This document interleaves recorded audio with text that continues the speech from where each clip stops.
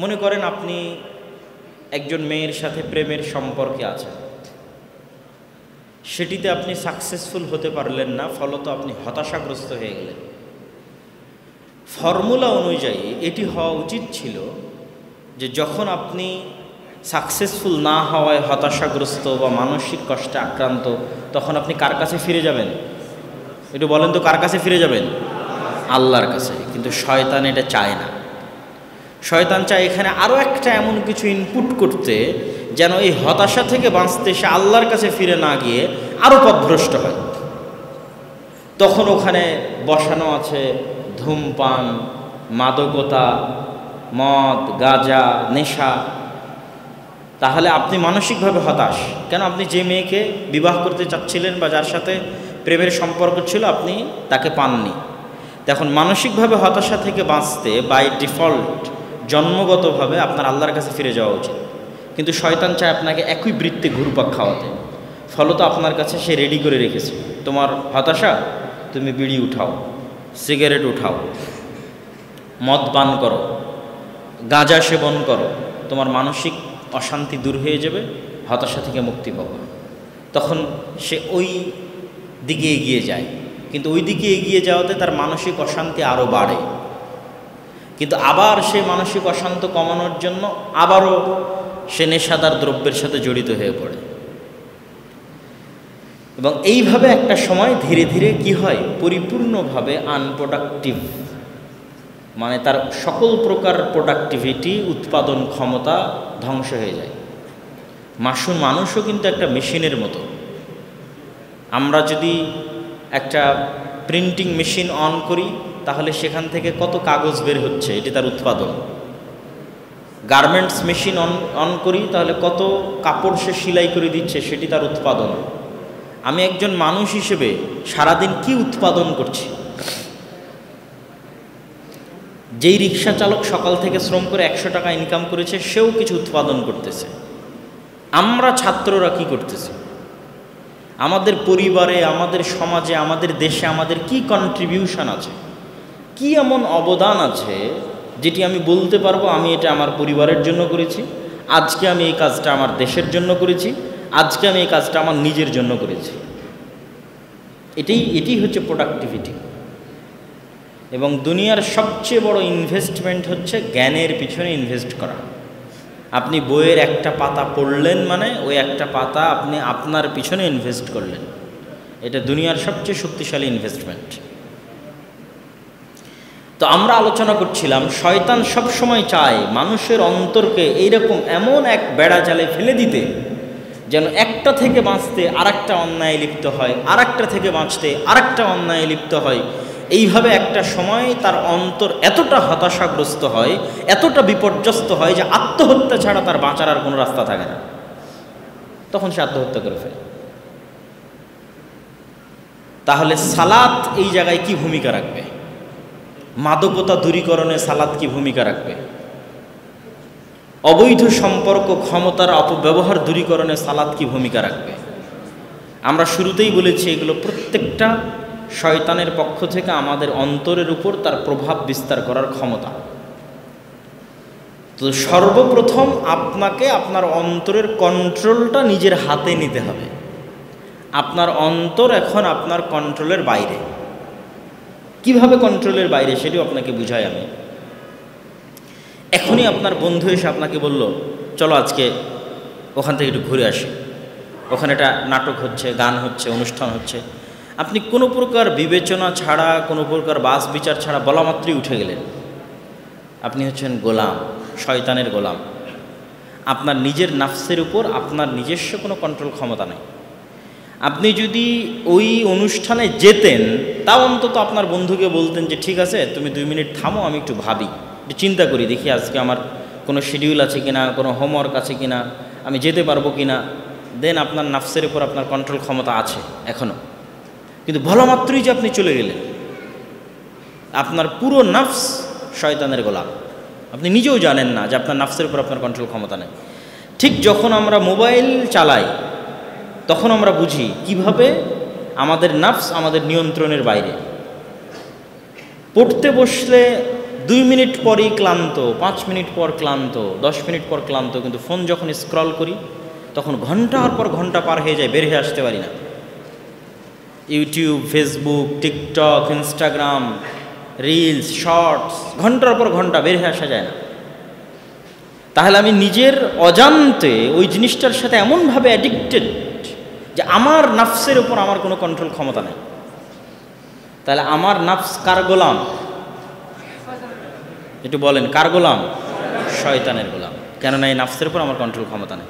Control ক্ষমতা থাকলে প্রতিবার মোবাইল অন করার আগে আমার ব্রেন, আমার মেধা ঠান্ডা মাথায় কাজ করতো, আজকে আমার কি কাজ আছে, কোন কাজ বাকি আছে।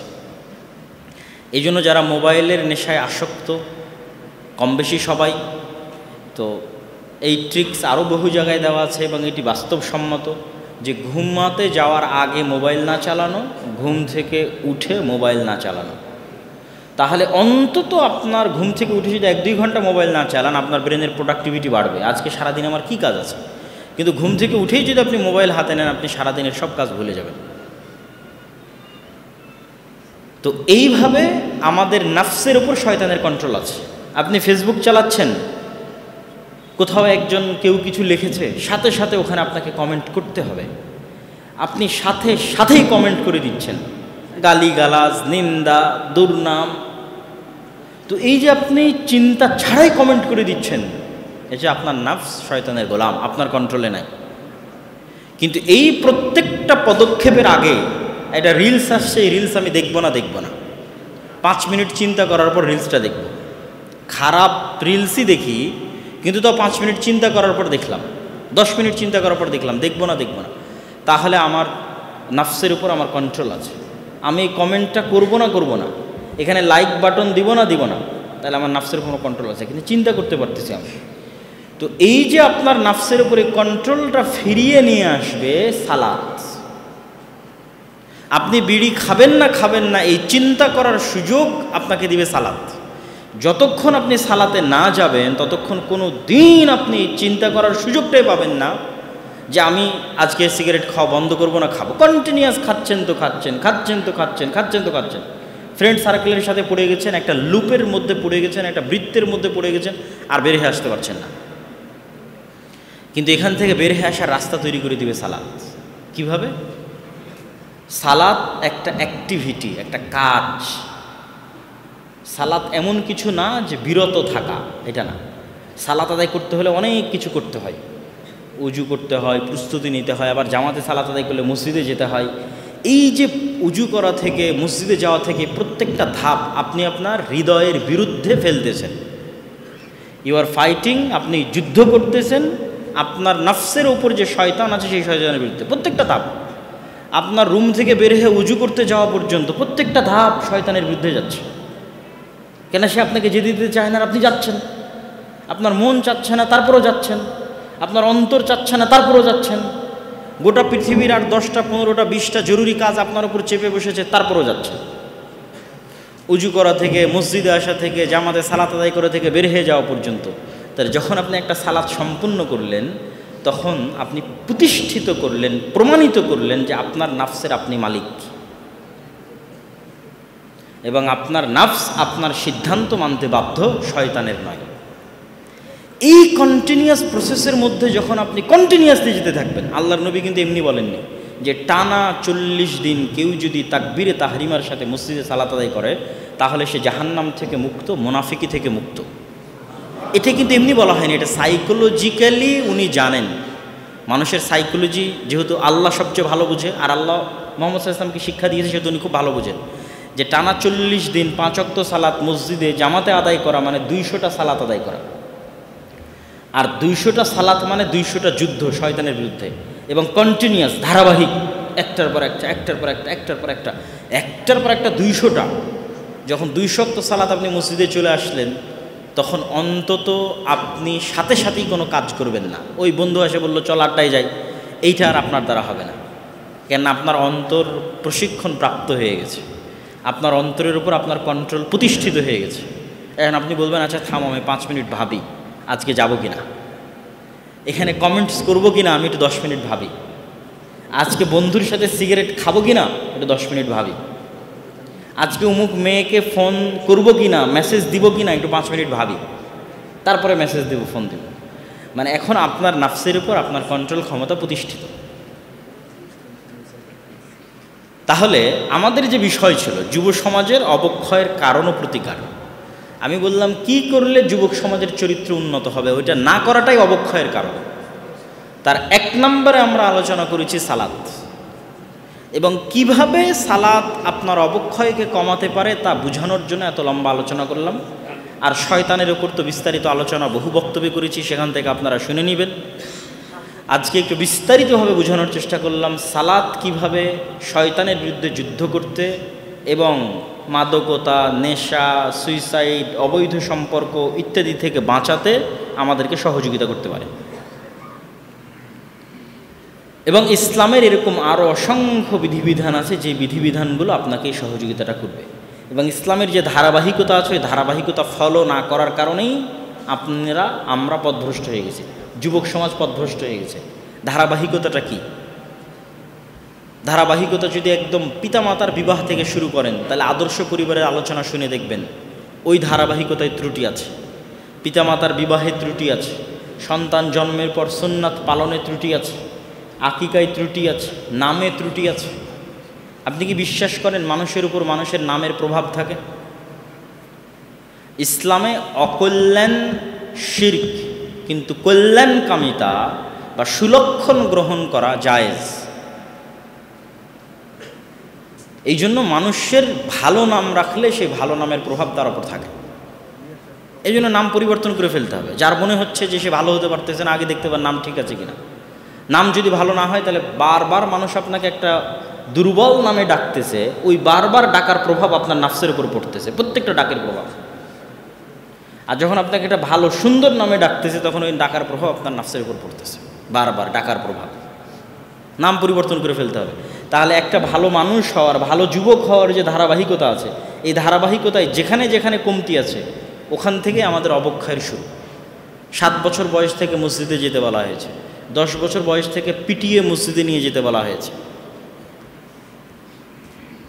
এইভাবে ধারাবাহিকভাবে আসতে থাকবে। তাওহীদের জ্ঞানের কথা যদি বলি, যে ইসলামের বেসিক মূল বিশ্বাস হচ্ছে তাওহীদ। তাওহীদের জ্ঞানের অভাবের কারণে সুইসাইড করতে পারে। যার মধ্যে ন্যূনতম তাওহীদের জ্ঞান আছে সে পুরো পৃথিবী যদি পাপ দিয়ে পরিপূর্ণ করে দেয় তবু আত্মহত্যা করবে না, এবং পুরো পৃথিবী যদি গুনাহ করে পরিপূর্ণ করে দেয় তবু আল্লাহর রহমত থেকে হতাশ হবে না, যার মধ্যে তাওহীদের জ্ঞান আছে। তাহলে সে তাওহীদের জ্ঞান পায়নি। আল্লাহ সুবহানাহু ওয়া তাআলা কে, আল্লাহ সুবহানাহু ওয়া তাআলার পরিচয় কি তার সম্পর্কে জানে না। এই জন্য আল্লাহ সুবহানাহু ওয়া তাআলার পরিচয় সম্পর্কে জানতে হবে। আল্লাহ সুবহানাহু ওয়া তাআলার পরিচয়ের বিষয়ে আমাদের লম্বা বক্তব্য আছে। আল্লাহ সুবহানাহু ওয়া তাআলার নাম এবং গুণাবলীর উপর লম্বা আলোচনা আছে, অসংখ্য বই পুস্তক লেখা আছে। তো তাওহীদ, ইসলামের একাত্মবাদ হচ্ছে ইসলামের মৌলিক বিশ্বাস। আর এই একাত্মবাদের শুরুটাই হয় এভাবে যে এই পৃথিবীতে আমাদের আগমন এবং আমাদের সৃষ্টি আমাদের ইচ্ছার বাইরে হয়েছে। আমার বাপ মাও কোথাও সুইচ বা মেশিন বাটনে চেপে আমাকে বের করে নিয়ে আসেনি, আর আমিও কোথাও সুইচ মেশিন বাটনে চেপে বের হয়ে আসেনি। তাহলে আমার পিতা মাতার ইচ্ছার বাইরে এবং আমার ইচ্ছার বাইরে আমি পৃথিবীতে এসেছি। তাহলে যে আল্লাহ সুবহানাহু ওয়া তাআলা আমাকে পৃথিবীতে নিয়ে এসেছেন তিনি আর একবার আমাকে সৃষ্টি করতে পারবেন, পুনরুত্থান ঘটাতে পারবেন। যেহেতু এবার পেরেছেন আর একবার পারবেন। তো যখন আর একবার পারবেন তখন ওই আল্লাহ সুবহানাহু ওয়া তাআলার সামনে আমাদের এই জীবনের হিসাব তার সামনে পেশ করতে হবে। এটি হলো পরকালের প্রতি বিশ্বাস। যেহেতু আল্লাহ সুবহানাহু ওয়া তাআলার সামনে হিসাব পেশ করতে হবে, সেহেতু আমাকে আল্লাহর প্রতি ঈমান এবং বাকি যে আনুষঙ্গিক বিশ্বাসগুলো আছে সেগুলো ঠিক করতে হবে। ইসলামের যে মৌলিক 6টা বিশ্বাস তার মধ্যে সবচেয়ে বড় মৌলিক বিশ্বাস 2টা, আল্লাহর প্রতি বিশ্বাস, পরকালের প্রতি বিশ্বাস। এই 2টা বিশ্বাস যত মজবুত হবে মানুষের নৈতিক চারিত্রিক অবক্ষয় তত কমবে। যেহেতু বর্তমান পৃথিবী বস্তুবাদী পৃথিবী, বস্তুবাদী মানে এখানে যে জিনিস চোখে দেখা যায় না সে জিনিসের গুরুত্ব নাই, যে জিনিস হাত দিয়ে ছোঁয়া যায় না তার গুরুত্ব নাই। তা চোখে দেখা যায় কি?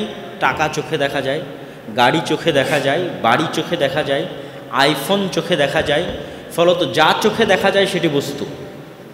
তো যখন আমি সকল কিছু বাদ দিয়ে শুধু বস্তুর পিছনে দৌড়াই, তখন আমি আস্তে আস্তে অসুস্থ হয়ে উঠি মানসিকভাবে। অসম প্রতিযোগিতায় অবতীর্ণ হয়, তখন মানসিকভাবে অসুস্থ হয়ে যায়।